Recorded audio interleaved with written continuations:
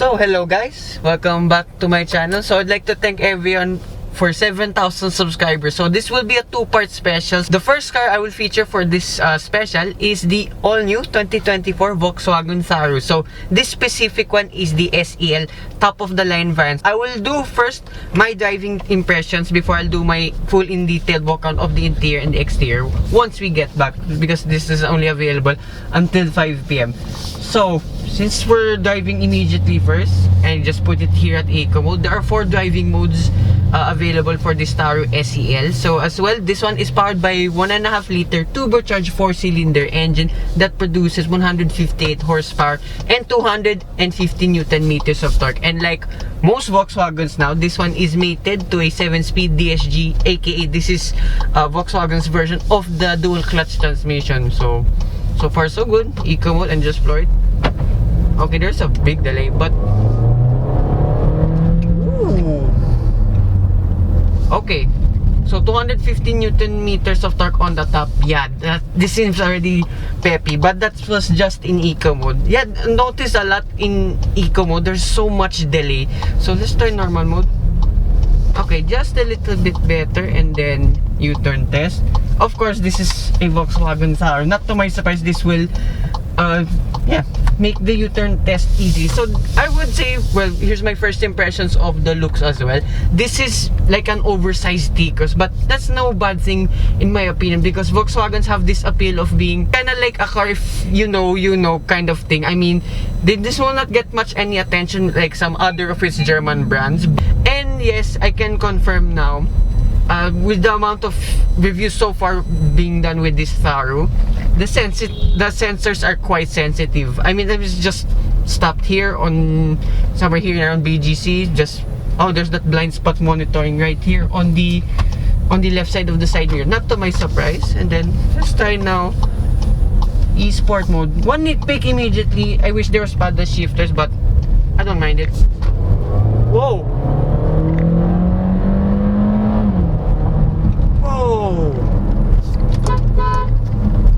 Wow, okay, sport mode just transforms this car. It's much more peppy, and look, I'll just floor it now. Right, it kicks down. Oh, okay, that's the Volkswagen I remember. So yeah, wow, I didn't expect this. So yes, the power figures is already on par with its competition. So this competes with the Chevrolet Taos, Ford Territory, Toyota Corolla Cross Hybrid, and as well as in the price bracket too. I'll mention the price later on in the showroom. This is a really good car already. Yes, it's a dual clutch transmission, but it's not surprisingly jerky. I mean, here, stop and go traffic and then just floor it. Okay, just that, of course, when just floor it suddenly, but here, just around here in the city, it's very tame. And yeah, this is what I like to with Volkswagens, with their dual clutch transmissions. Same too like with the Volkswagen Lamanda. I still love that car, by the way. Yeah, they have one of the best dual clutch transmission tunings I've ever encountered in any car. So let's try normal mode, since sport mode is just a little bit too crazy. And I noticed from eco, normal, and then sport mode, the steering weights up just a little bit, but it's still very light to use. And here, just around here in BGC, just driving around 40 kilometers per hour. Okay, I can tell already the NVH of this, like all Volkswagens, this is really good. I mean, as well, it's a German vehicle. Yes, they have one of the best NVHs out there. And what I noticed too, since I was driving this quite quickly earlier, I noticed there's not much wind noise translating into the cabin, because I just remembered this have door mounted side mirrors. It's not stuck here on the pillar itself. So that's another advantage too with this Tharu. And first impressions too, driving this, before I even drove this, yeah, the seating position here is pretty nice. I mean, there's so much adjustments you can do here. Yes, all of these are electronic power adjustments for the seats, even here for the front passenger. Yeah, there's so much adjustments you can do, and this is actually one of the more comfortable seating positions I've ever tried out in any crossover. And as well with the engine tuning, yes, it's only of turbocharged 4-cylinder, like with its competition too.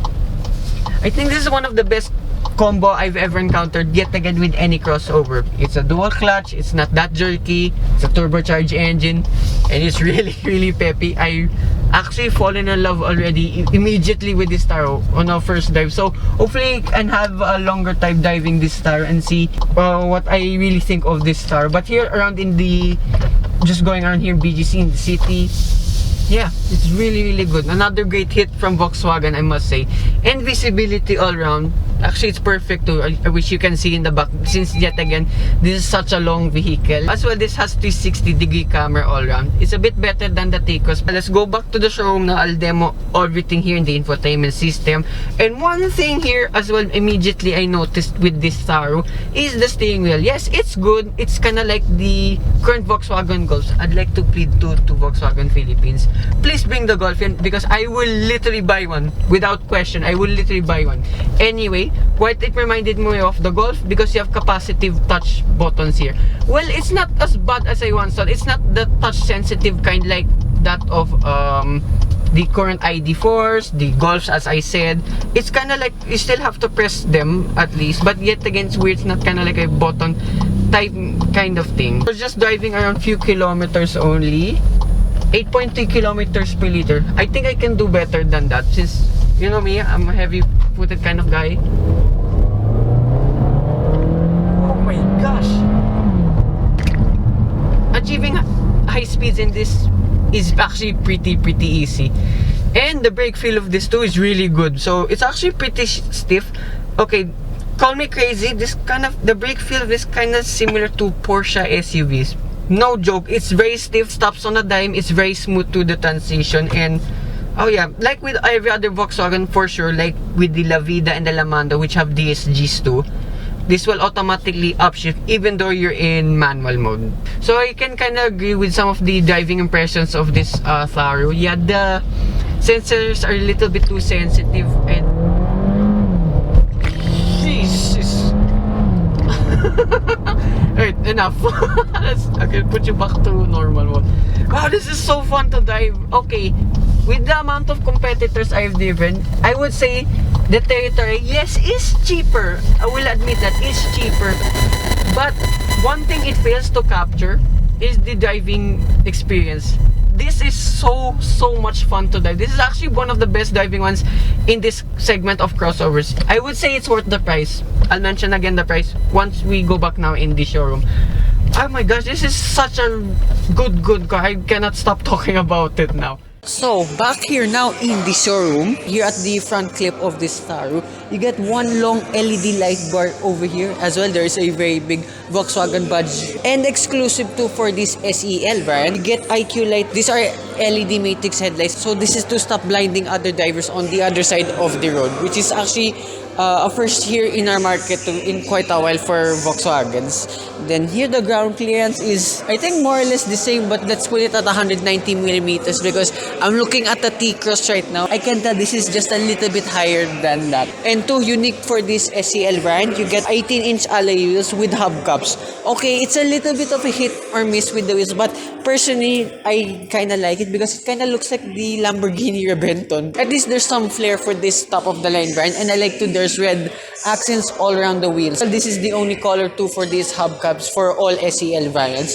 Here on the side profile too, everything is blacked out here. The roof rails, the window seals, even here on the side mirror with LED repeaters. Yet again, they're mounted on the door as I explained earlier. And then black garnish here with a chrome Tharu badge, and that's the only chrome I found here on the exterior. This Tharu badge and the door handles, but it's only subtle. I don't mind it because I'm not a big fan of chrome anyway. So to you get cladding all around this vehicle. Well, this is as well exclusive for this SEL brand.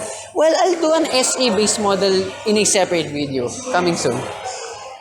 So here now at the rear of the Volkswagen Tharu, one thing I forgot to mention too during the test drive of this, no wonder the brakes felt so good because you get these brakes all around the vehicle. Well, you get ventilated up front and then solid rear disc over here at the rear. No wonder they felt really good. Anyways, back here at the rear, yet again there are some cues of the Volkswagen T-Cross, especially here with all of the lights. Yet again there's IQ lights over here. And what I love here at the rear, especially at when you're driving and at night, Even the Volkswagen insignia illuminates. That is such a cool detail, and it's not like some other crossovers here at the rear that the light bar is only here for display, but not for this Volkswagen Tharu. Everything functions here at the rear. And what I love, well, everything's so good here at the rear of this Tharu because you get black badges over here for your Tharu and the 300 TSI, that's for your torque meter, if I remember only. Anyways, you get a false skid plate over here. Yes, there's a fake vent, but it did not imitate fake exhaust whatsoever, which is very good. Your real exhaust are here on the left. They're as well twins. Interesting. The first, as well in the country, you have an electronic tailgate. So this SEL is as well equipped with a kick down feature. I'm not sure if it works. Oh wait, no, this won't work because I won't have the key. But and again, the SEL is equipped with the kick to open feature and close, I assume. So first time too, I checked out the boot of this Tharu. This is really spacious. Everything in place. You have a total of 455 liters. So there's a halogen light here only at the right side, and grocery hook here, only two on the right side as well. Your EWD over here. Very thick tonneau cover. I love it. And then a very hidden 12-volt socket here at the left side. I understand now why a lot of people miss this because it's actually really hidden. And then finally, if you fold all of the seats down now, so this is so far one of the most spacious Volkswagen crossovers available. This now totals at 1,543 liters. And then underneath, you have a space saver donut type tire. I'm not sure what brand this is. Oh, you get a GT spare tire, and the rest of the main tires are all hand hooks. Interesting combo right there. So yeah, that's about with the exterior of this Volkswagen Taos. Let's check out. Stops on a dime. I mean, it's a little bit hard. The anti-pinch feature. Yeah. Ow! Yeah, this kind of hard, but at least there still is. So with that, let's check out the interior.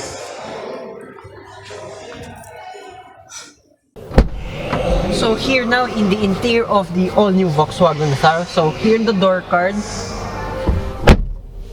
Sounds good actually. Yeah, so here in the door card, a lot of squeegee material. You get a tri-tone setup here in all of the Volkswagen Tharus. It looks really nice here. So the one I've driven specifically, that's actually the best seller. That's the Polytech blue with the deep blue and pine green with silver accents. So here for this mangan gray, but this time deep blue, light gray, and red accents all around the vehicle. I love this. So this is kind of like an Avengers spec here for this mangan gray. Well, technically you're not allowed to see me in here. Kidding aside, yeah, I really love this spec. So reminds me a bit with the Ticos in this interior, but this one has subtle changes, and it's much improved to, gotta be honest, than the Ticos. So you get white stitching over here, red and white stitching over here on the panels, soft squeegee materials. And what I like to with this Tharu, even though this has an electronic tailgate now, it still retains the boot release button here below the door card. And as well, you get cubby spaces, cup holders on either side. Here on the left side of the dashboard, you get again the red accents surrounding the air conditioning vent, a white pad over here, and like all Volkswagens too, your light controls are here on the left side, and there's an extra compartment down below.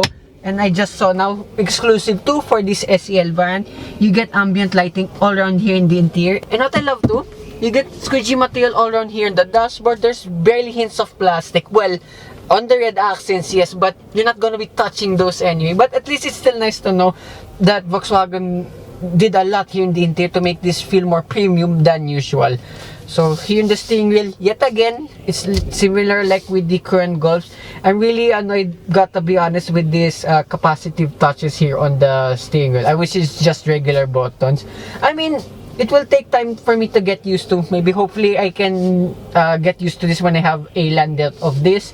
And then here for your 10.25-inch instrument cluster. Yes, even that is a little bit laggy from pressing the buttons here on the steering. However, it's very crystal clear. If you just want to see one thing only, like for your speed, your gearing, or your fuel economy, yeah, it will still do the job. It's yet again very similar like that of the of the Ticos. So check that out too on my channel. I reviewed it twice already on my channel. I still kind of love that vehicle, and probably the crossover I will still prefer because of its price point. So anyways, back to this Tharu. You get a 12-inch infotainment system.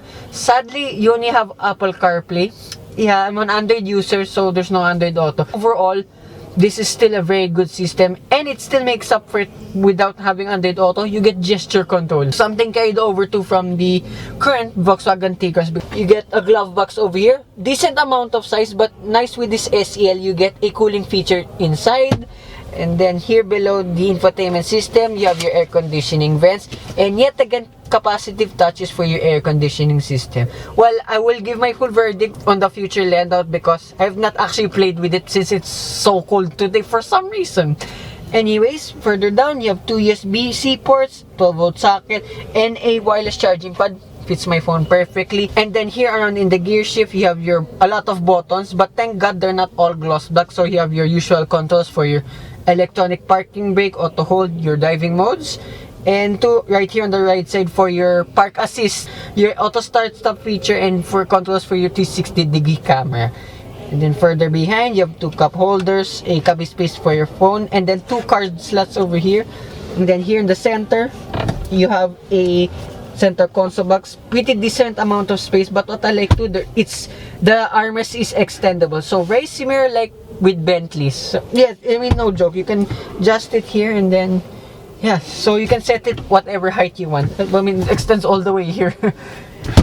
And then big highlight too for this Tharu are the seats. So this time they're two-tone, black and white, but there's still red stitching all around. And like what I said too during the test drive of this, super comfortable to sit here. One of the better crossovers I've encountered with this kind of seats. So above here too, you have your LED lights, controls for your panoramic sunroof over here too. It stretches all the way to at the rear. Then sun visor, you have a vanity mirror with LED light. Come on, when will you guys extend? That's about here in front of this Volkswagen Tharu SEL. Let's check out the rear seats. So this is the rear seats of the Volkswagen Tharu. So here in the door card, pretty much the same like the ones in front. And then, okay, the rear door tabs sound a little bit better than the ones in front. So above here, you have a grab handle along too with LED lights. And then there's a coat hanger here too on the B pillar. And yeah, the space in here is immense. So feet room, knee room, well, body room. I can literally stretch my head forward without hitting the front seat. And then despite the panoramic sunroof, look at that, there's so much space here. So I think even 6-footers can sit comfortably here at the rear. And the rear seats here too, pretty much the same like the ones in front, but there's just less white over here. A bit better here, gotta be honest. And then here you have a central armrest with two cup holders. They're adjustable too, so you can literally put so many items in here and you can literally remove them all if you want. Yeah, it's kind of a bit hard to put it back, but then again, at least there's so many adjustments you can do over here. And then, haven't said this in a while too, you have two isofix anchor points on either side, although there's no cover whatsoever. But hey, at least there still is. Then if I sit here in the middle, okay, this transmission tunnel is really tall, but I still fit pretty comfortably here in the middle. And my headroom here in the middle, okay, so, but I mean, it's still comfortable wherever you sit here in the rear seats. So you get two map pockets on either side. And then here in the middle, you have two air conditioning vents, one USB-C port, one USB port, and a cubby space for your phone. So yeah, oh, one more detail I forgot to mention since I drove this first. So when I was doing my B-rolls for the engine bay, I noticed the engine sits really low. So it kind of gives it a bit of better center of gravity. No wonder this handled pretty well too. So yeah, that's about it here with this Volkswagen Tharu. So for the cost of all of this is 1,945,000 pesos. Okay, it's a little bit steeper than usual, but for me, it's almost a complete package. Yes, there's some people who are looking for adaptive cruise control. And then, okay, this one's a bit weird. I wish this had automatic emergency braking, AEB. Yeah, but there's just two missing features. This could have been a very complete car. But for me, this is a complete crossover already in my eyes. Because, as you saw earlier, this drives really good. Among one of the best ones in excitement. So yeah, that concludes my full review of this Volkswagen Tharu. So hopefully I can have more seat time with this and I can give a proper verdict. I'd like to thank everyone here at AC Motor Central, Volkswagen BGC. So I'd like to thank to Sir Deney Colocado for inviting me here for the Tharu launch here at BGC. So as well, shout out to Sir Hero, also one of the OGs of my channel. So their contact details will be in the description down below. So, hope you guys like and subscribe, and I will see you hopefully with a land-out review of this Volkswagen Tharu, and in an upcoming video, the base model SE. Bye-bye.